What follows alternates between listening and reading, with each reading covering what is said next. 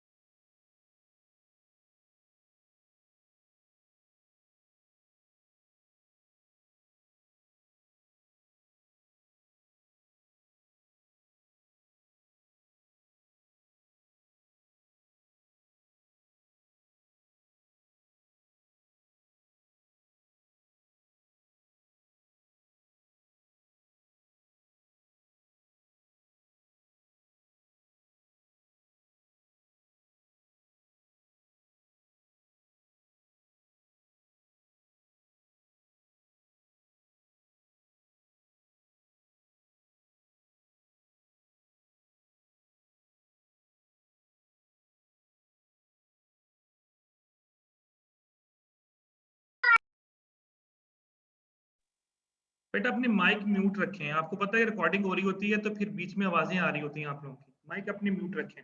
Okay, हम discuss कर रहे थे बेटा ऑर्डर लेवल। तो ऑर्डर लेवल मैंने बेटा बोला कि ये वो लेवल होगा जहां पे हमें ऑर्डर प्लेस कर देना चाहिए। देखिए अगर आप ये चार चीजें जो भी आपके सामने शो हो रही हैं, order level, maximum level, minimum level या डेंजर लेवल, ये आपको पता होनी चाहिए कि हमारा स्टॉक के अंदर अगर इतनी चीजें रह जाएंगी तो हमें ऑर्डर लिखवा देना चाहिए। हमारे स्टॉक में मैक्सिमम इतनी चीजें हर वक्त मौजूद होनी चाहिए, हमारे स्टॉक में मिनिमम कम से कम इतनी चीजें रहनी चाहिए। और डेंजर लेवल होता है कि इसको हम बोलते हैं इमरजेंसी स्टॉक, कि खुदा ना खास्ता कोई अगर इमरजेंसी आ जाती है तो उसके लिए भी हमारे पास अलग से स्टॉक पड़ा होना चाहिए। तो ये लेवल हम फॉर्मूलाज की मदद से निकालेंगे। तो ऑर्डर लेवल क्या बताएगा कि अगर स्टोर के अंदर इतनी चीजें रह जाएंगी तो हमें ऑर्डर प्लेस कर देना चाहिए। ओके, अच्छा अब इसमें ये आपके सामने ये कुछ टर्म्स यूज हो रही हैं, मैं ये टर्म्स आपको वन बाय वन एक्सप्लेन करूंगा और यही टर्म्स जो है वो आपके उसमें यूज भी होंगे। अच्छा, मैक्सिमम कंजम्पशन का मतलब बेटा क्या होता है कि जिसमें आप मैक्सिमम कितनी आपके पास वो यूनिट्स होने चाहिए। फॉर एग्जांपल अगर चीनी के पैकेट है, आंसर निकलता है मैं कहता हूँ जी आंसर निकला फॉर एग्जांपल आपका 400 यूनिट्स। इसका मतलब है कि स्टोर के अंदर मैक्सिमम शुगर के 400 पैकेट होने चाहिए। मतलब मैक्सिमम कंजम्पशन कितनी है आपके स्टोर के अंदर, यानी या दूसरे अल्फाज में आप ये कह लें कि एक दिन के अंदर आप मैक्सिमम कितने पैकेट बिकते हैं, या आप इस पॉइंट ऑफ व्यू से भी ले सकते हैं। क्योंकि अगर आपको मैक्सिमम कंजम्पशन पता होगी तो आपके पास मैक्सिमम लेवल कैलकुलेट होगा। अगर आपके पास मिनिमम कंजम्पशन आपको पता होगी तो आपके पास मिनिमम लेवल का कैलकुलेट होगा। मिनिमम कंजम्पशन का मतलब ये है कि मिनिमम कितने पैकेट बिक रहे हैं, मैक्सिमम कंजम्पशन का मतलब है कि मैक्सिमम कितनी डिमांड है। लीड टाइम बेटा क्या होता है, लीड टाइम का मतलब होता है, this is also very important, जब आप ऑर्डर प्लेस करते हैं और ऑर्डर प्लेस करने से लेके ऑर्डर रिसीव होने तक जितने दिन आपके लगेंगे that is called lead time. For example मैंने आज ऑर्डर प्लेस किया, आज वेडनेसडे है, तो मुझे मेरा जो ऑर्डर है वो संडे तक मुझे मिलेगा। तो Wednesday, Thursday, Friday, Saturday, Sunday, इसका मतलब संडे को मुझे मिलेगा, मेरा जो लीड टाइम होगा वो 5 डेज होगा। तो लीड टाइम को हम बोलते हैं the time between placing and receiving the order, यानी ऑर्डर प्लेस करने से लेके ऑर्डर को रिसीव होने तक जितने दिन आपके लगेंगे, जितने दिन, जितने वीक, जितने महीने, डिपेंड किया आपने कौन सा ऑर्डर प्लेस किया है, वो सारे का सारा आपका लीड टाइम होगा। तो ये भी आपको पता होना चाहिए। ये ना हो कि आपने कहा जी ठीक है मिनिमम लेवल जो 60 यूनिट रह जाएंगे तो हम ऑर्डर प्लेस कर देंगे, आपने ऑर्डर प्लेस कर दिया लेकिन आपने ये देखा ही नहीं कि इस ऑर्डर को आने में 10 दिन लगेंगे। अब हो सकता है कि वो जो आपने मिनिमम लेवल के ऊपर चीजें रखी हुई हैं 5 दिन बाद खत्म हो जाए, तो अगले 5 दिन फिर क्या करेंगे, फिर वही प्रॉब्लम आएगी जो मैंने आपको पहले बताया था कि आपकी रेपुटेशन डैमेज होगी, आपकी सेल्स गिरेगी। तो ये भी पता होना चाहिए कि अगर मैं आज ऑर्डर प्लेस करूंगा तो इसको मैक्सिमम टाइम कितना लगेगा आने में, क्योंकि आपको पता होता है कि एक प्रोसेस होता है, उसमें आप ऑर्डर प्लेस करते हैं, फिर ऑर्डर वहां पे जाता है, ऑर्डर फिर वो लिखते हैं, पैक करते हैं, देन आपको वो डिलीवर करते हैं। 1 दिन, 2 दिन, 3 दिन, जितने दिन भी चाहिए हो मैक्सिमम। आपको ये भी पता होना चाहिए कि मैक्सिमम लीड टाइम कितना है, मिनिमम लीड टाइम कितना है, यानी ज्यादा से ज्यादा कितना टाइम ले सकते हैं, कम से कम कितना टाइम ले सकते हैं। ये हम जब क्वेश्चन करेंगे तो वहां ये मेंशन होगा, बाज दफा मेंशन होगा, बाज दफा मेंशन नहीं होगा। तो कम से कम लीड टाइम आपको लाजमी मेंशन होगा कि आपको 5 दिन लगेंगे, 6 दिन लगेंगे या 7 दिन लगेंगे। तो लीड टाइम की आपने लॉजिक ध्यान में रखनी है, the time between placing and receiving the order. Okay, EOQ बेटा इकोनॉमिक ऑर्डर क्वांटिटी, ये क्या होती है बेटा? इकोनॉमिक ऑर्डर क्वांटिटी का मतलब होता है कि एक ऑर्डर में आपने कितने यूनिट्स मंगवाने हैं कि उसकी कॉस्ट हमें कम से कम पड़े। दोबारा सुन लें, इकोनॉमिक ऑर्डर क्वांटिटी का मतलब होता है, देखिए इकोनॉमिक ऑर्डर क्वांटिटी, इकोनॉमिक का मतलब होता है इकोनॉमी पड़े आपको, सस्ती पड़े। ऑर्डर का मतलब है जो आपने ऑर्डर प्लेस किया, क्वांटिटी मीन कितनी क्वांटिटी में मंगवाना है। ये एक ऐसा फॉर्मूला है जो आपको ये बताएगा, फॉर एग्जांपल मैं इसकी छोटी सी एग्जांपल देता हूं, आपको पूरे साल के अंदर शुगर के 2000 पैकेट्स चाहिए जो आपके बिकते हैं फॉर एग्जांपल। अब इसका दो हल है, या तो आप आज ही 2000 के 2000 पैकेट मंगवा के स्टोर कर लो अपने स्टोर के अंदर, या फिर इकोनॉमिक ऑर्डर ये कहती, क्वांटिटी ये कहती है कि आप 2000 के 2000 पैकेट ना मंगवाएं, आप थोड़े थोड़े करके पैकेट मंगवाते रहे। इससे हमें फायदा क्या होगा? इससे आपको फायदा ये होगा कि एक तो आपको स्टोरिंग कॉस्ट नहीं पड़ेगी, दूसरा पड़ी पड़ी चीज खराब होने के चांसेस कम है, तीसरा ये हो सकता है कि जिस तरह थेफ्ट के चांसेस होते हैं, लॉस फायर के चांसेस होते हैं, वो आपको फेस नहीं करने पड़ेंगे।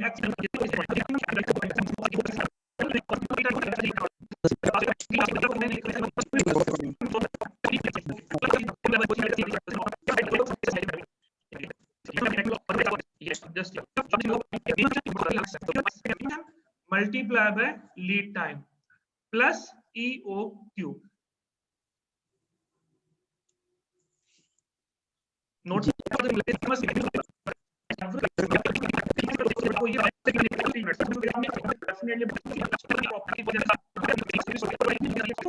फार्मूला नोट कर लें बेटा, एवरेज कंजम्पशन सिंपल सा फार्मूला है, average consumption multiply by emergency time, average consumption multiply by emergency time. Average consumption मैंने आपको बता दिया, मैक्सिमम कंजम्पशन गिवन होगी क्वेश्चन में, मिनिमम कंजम्पशन गिवन होगी। अगर क्वेश्चन में एवरेज कंजम्पशन ना गिवन हो तो वो आप खुद निकाल सकते हैं, कैसे? Maximum plus minimum divided by 2। तो अव्वल तो क्वेश्चन में एवरेज कंजम्पशन भी गिवन होती है, लेकिन अगर गिवन नहीं है तो आपने ये खुद निकाल लेनी है। ये बात ध्यान में रखिएगा, छोटे छोटे पॉइंट्स हैं ये। आपसे कहा गया जी डेंजर लेवल निकाले, लेकिन आप कहते हैं सर इसमें तो एवरेज कंजम्पशन है ही नहीं, लेकिन क्वेश्चन में हो सकता है कि आपको मैक्सिमम कंजम्पशन भी गिवन हो, क्वेश्चन में आपको मिनिमम कंजम्पशन भी गिवन हो, तो आपने दोनों वैल्यूज को प्लस करके 2 पे डिवाइड कर लेना है, तो आपके पास एवरेज कंजम्पशन आ जाएगा। अंडरस्टैंड बेटा? Yes sir. चारों फार्मूलाज नोट कर लिया आपने। अब ये प्रैक्टिस क्वेश्चन के तौर पे ये क्वेश्चन नंबर 1 ही हम देखते हैं, इसको थोड़ा सा भी हम रीड आउट करते हैं और इसके बाद इसको हम थोड़ा सा सॉल्व करके देखते हैं कि इसको हमने कैसे सॉल्व करना है। Following is the information provided by the concerned department about two components. दो प्रोडक्ट्स के बारे में उसने हमें डाटा दिया है। एक प्रोडक्ट का नाम है फ्रेम, ये जो आप फ्रेम वगैरह बनाते हैं, और एक का नाम है वेज। ये दो प्रोडक्ट्स पड़ी हैं बेटा स्टोर के अंदर, regarding their replenishment and usages. अब ये चीजें इस्तेमाल हो रही हैं और स्टोर के अंदर दोबारा आ रही है। एक स्टोर है, उसमें ये दो प्रोडक्ट्स पड़ी हैं। अब इन दोनों प्रोडक्ट्स का उसने आपको डाटा दे दिया। मिनिमम यूजेज है बेटा 25 यूनिट्स पर ईच वीक, यानी हर वीक तकरीबन मिनिमम जो है कम से कम 25 यूनिट होने चाहिए, यानी मतलब इस्तेमाल हो रहे हैं। मैक्सिमम यूज जो हो रहे हैं वो 75 यूनिट्स हो रहे हैं, यानी 25 यूनिट कम से कम बिक रहे हैं, ज्यादा से ज्यादा पर वीक जो है वो 75 यूनिट सेल हो रहे हैं। और ये दोनों के बारे में लिखा उसने, किसी एक के बारे में नहीं लिखा, दोनों प्रोडक्ट्स का डाटा वो कंबाइन दे रहा है आपको यहाँ पे। हाँ, अब नीचे देखें, ये ऊपर वाला डाटा उसने कंबाइन दे दिया, नीचे देखें एवरेज यूजेज भी दे दिया उसने। देखें, हमने कहा था ना कि बाद दफा एवरेज यूजेज नहीं गिवन होता, दैट इज 50 यूनिट्स। अब आप निकाल के देख लें, 75 प्लस 25 डिवाइड बाय 2 करें, देखिए 50 नहीं बनेगा? करके देखें जरा ऊपर वाला, minimum use plus maximum use divide by 2 करें तो 50 नहीं आएगा? जी सर, जी सर, 50 आएगा ना। तो देखिए उसने यहाँ पे लिख भी दिया। अगर ये ना भी गिवन होता, अगर ये ना भी क्वेश्चन में गिवन होता, तब भी आप इसको निकाल सकते थे। तो जिस फॉर्मूले में एवरेज यूज होनी है वहां पे आपने एवरेज ही पुट करनी है, ना 25 ना 75। ओके, अब आ जाए रीऑर्डर क्वांटिटी। ये होता है EOQ, इकोनॉमिक ऑर्डर क्वांटिटी को रीऑर्डर क्वांटिटी भी कहते हैं, EOQ। रीऑर्डर जो आपने ऑर्डर, यानी रीऑर्डर क्वांटिटी का मतलब होता है कि एक ऑर्डर में आपने कितनी क्वांटिटी मंगवानी है, उसको हम इकोनॉमिक ऑर्डर क्वांटिटी भी बोलते हैं। ये मैं वर्ड इसलिए बार बार इस्तेमाल कर रहा हूँ कि कोई भी क्वेश्चन में वर्ड आ जाए तो आपने कंफ्यूज नहीं होना कि ये क्या चीज है। तो इकोनॉमिक ऑर्डर क्वांटिटी का दूसरा नाम रीऑर्डर क्वांटिटी भी होता है। ओके, फ्रेम आपने मंगवाने हैं जी एक ऑर्डर में 300 यूनिट, और वेज आपने मंगवाने हैं एक के अंदर 500 यूनिट। ये उसने दोनों की EOQ आपको अलग अलग दे दी। Okay, reorder period, reorder period lead time को बोलते हैं। लीड टाइम का दूसरा नाम रीऑर्डर पीरियड, पीरियड का मतलब होता है कितना टाइम लगेगा उस चीज को आने में। रीऑर्डर पीरियड किसका नाम है दूसरा? लीड टाइम का। अंडरस्टैंड बेटा? ये बेशक साथ साथ लिखते हैं ब्रैकेट्स के अंदर। फ्रेम मंगवाएंगे तो फ्रेम को आने में 4 से 6 वीक लगेंगे। अब देखिए उसने आपको बताया 4 to 6 वीक्स लगेंगे, यानी जो 4 होगा तो मिनिमम टाइम होगा और जो 6 होगा वो आपका मैक्सिमम टाइम होगा। और अगर हमने इनका एवरेज टाइम निकालना हो तो निकाल सकते हैं? जी सर। कैसे निकलेगा sir? 4 plus 6 10 divided by 2 is equal to 5 आ जाएगा आपका एवरेज टाइम। तो जहां पे आपने किसी फॉर्मूले के अंदर अगर एवरेज टाइम का वर्ड आ रहा है तो वहां पे आपने इनकी एवरेज टाइम ही लिखनी है। ओके, बेस को आने में 2 to 4 वीक्स लगेंगे, यानी 2 से 4 वीक। 2 मिनिमम टाइम है और 4 जो है वो मैक्सिमम टाइम है। ये कुछ पूछना चाह रहे हैं? No sir. Okay, emergency lead time, ये बेटा इमरजेंसी स्टॉक के लिए। फ्रेम को बेटा इमरजेंसी के में अगर आपको चाहिए तो 2 वीक्स चाहिए, और वेज को आने में अगर इमरजेंसी में मंगवाना है तो 1 वीक चाहिए। ये आपका जो इमरजेंसी स्टॉक निकालने के लिए इमरजेंसी टाइम का वो भी इसने गिवन कर दिया। इसमें तकरीबन उसने कितना डाटा आपको दे दिया, मैक्सिमम लेवल भी दे दिया, सॉरी मिनिमम यूजेज भी दे दिया, मैक्सिमम यूजेज भी दे दिया, एवरेज यूजेज भी दे दिया, EOQ भी दे दिया, लीड टाइम भी दे दिया और इमरजेंसी टाइम भी दे दिया। करना क्या है, हम नीचे देखिए उसने आपसे पूछा क्या है, कैलकुलेट रीऑर्डर लेवल। वो जो अभी मैंने आपको 4 फार्मूले दिए हैं, maximum stock level, minimum stock level and danger stock level, निकाल लेंगे? जी सर। निकाले, मैं अभी नीचे ओपन नहीं कर रहा, निकालें। सबसे पहले रीऑर्डर लेवल निकालें, फॉर्मूला लिखें, वैल्यूज पुट करें, वैल्यूज ऊपर आपके सामने शो हो रही हैं। अगर नहीं शो हो रही तो ये मैं थोड़ा सा नीचे कर रहा हूँ इसको, ये लें, ये देखिए मिनिमम यूजेज 25, मैक्सिमम यूजेज 75, ये सारा लिखा हुआ आपके सामने। और आपने ये अलग अलग निकालना है। सबसे पहले निकालें फ्रेम का, फ्रेम की चारों चीजें निकालें, फिर वेस की चारों चीजें निकालें। यानी ये दो प्रोडक्ट्स हैं, दोनों प्रोडक्ट्स का अलग अलग निकालना है आपने। बेशक ऊपर हेडिंग दे लें पहले फ्रेम की, ये चारों चीजें निकालें, फिर हेडिंग दें वेस की, और वेस का डाटा यूज करके आपने चारों चीजें निकालनी है। तो मिनिमम यूज मैक्सिमम यूज दोनों का सेम है, सिर्फ order level, order quantity, order period आपका चेंज हो रहा है। करें जरा, ये मैं आपको ये 2-4 मिनट दे रहा हूँ, इसमें सॉल्व, फिर आप इसके आंसर्स मैच करेंगे कि आपने आंसर सही निकाले या गलत निकाले। ठीक है, इसको करें। एक सेकंड में सिर्फ एक कॉल सुन लूं, उसके बाद फिर मैं दोबारा ज्वाइन करता हूं।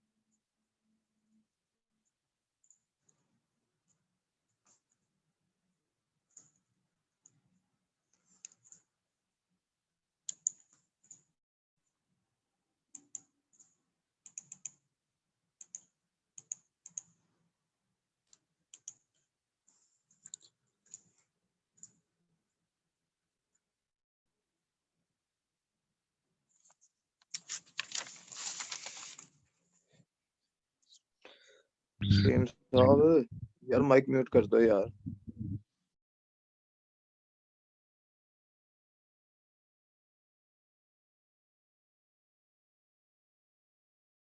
जी बेटा, हो रहा है?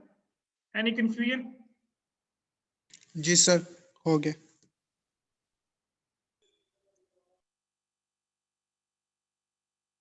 बेटा याद रखिएगा, जिस फॉर्मूले, अब देखिए लीड टाइम आपको 2 गिवन है, 4 to 6 वीक, 2 to 4 वीक्स। तो अब आपको ये कंफ्यूजन होगी कि हमने 4 यूज करना है या 6 यूज करना है। अगर तो एवरेज का वर्ड है फिर तो आप एवरेज ले लेंगे। तो लीड टाइम जब 2 हों तो अगर आपके फार्मूले के अंदर मिनिमम कंजम्पशन यूज हो रही है तो उसमें आपने मिनिमम लीड टाइम यूज करना है साथ में। अगर आपके फार्मूले में मैक्सिमम कंजम्पशन यूज हो रही है तो आपने साथ में मैक्सिमम लीड टाइम यूज करना है। मैं इसकी एग्जांपल आपको भी दे देता हूँ, नीचे देखेंगे आपके सामने। पहला आपने निकाला होगा रीऑर्डर लेवल, इसका सॉरी आपने पहले निकाला रीऑर्डर लेवल जिसका फार्मूला था maximum consumption multiply by lead time maximum. तो यहाँ पे जब मैक्सिमम कंजम्पशन का वर्ड आया तो लीड टाइम भी आपने मैक्सिमम लेनी है। अगर 2 लीड टाइम गिवन हो तो, अगर एक ही लीड टाइम गिवन हो क्वेश्चन में 4 वीक्स बस, तो फिर वही मैक्सिमम है, वही मिनिमम है, वही एवरेज है। तो अब आपने 4 to 6 वीक था ना, तो ये देखिए इसका 6 लिखा और नीचे वाले का 2 to 4 वीक्स है तो उसका 4 लिया हमने। आपका ये आंसर है, देखिए 450 यूनिट्स एंड 300 यूनिट्स, यही आंसर है आप लोगों का। जी सर। अच्छा, अब इसी तरह देखिए मैक्सिमम स्टॉक। तो मैक्सिमम स्टॉक का फार्मूला था reorder level minus minimum consumption multiply by lead time लिखवाया था। अब यहाँ पे मिनिमम कंजम्पशन है तो इसके साथ जो लीड टाइम आएगा वो भी मिनिमम आएगा। तो जब आपने यहाँ पे लीड टाइम पुट करना है तो आपने मिनिमम वाला जो है वो पुट करना है। मैं आपको बार बार इसलिए कह रहा हूँ कि क्वेश्चन में अगर 2 लीड टाइम गिवन हो तो फिर आपको कंफ्यूजन होगी कि हमने कौन सा यूज करना है। जिस तरह उसने लिखा 4 to 6 वीक, 2 to 4 वीक्स, तो 4 to 6 वीक 2 लीड टाइम है, वो 4 वाला और 6 वाला भी। तो फिर आपने ये देखना है कि अगर मिनिमम लेवल यूज हो रहा है तो साथ में मिनिमम का वर्ड यूज कर दें। अगर मैक्सिमम यूज हो रहा है, ये देखिए अब यहाँ पे लिखा है एवरेज कंजम्पशन मिनिमम स्टॉक के अंदर, तो एवरेज कंजम्पशन के साथ जब आपने लीड टाइम लिखना है तो वो भी एवरेज लेंगे आप। तो दोनों को प्लस करके 2 पे डिवाइड करना है। आपकी बेटा वीडियो एंड हो रही है, आप लोग मुझे दोबारा ज्वाइन करेंगे यहीं से और उसके बाद फिर मैं आपके सामने ओपन करता हूँ। दोबारा ज्वाइन करें सभी स्टूडेंट्स।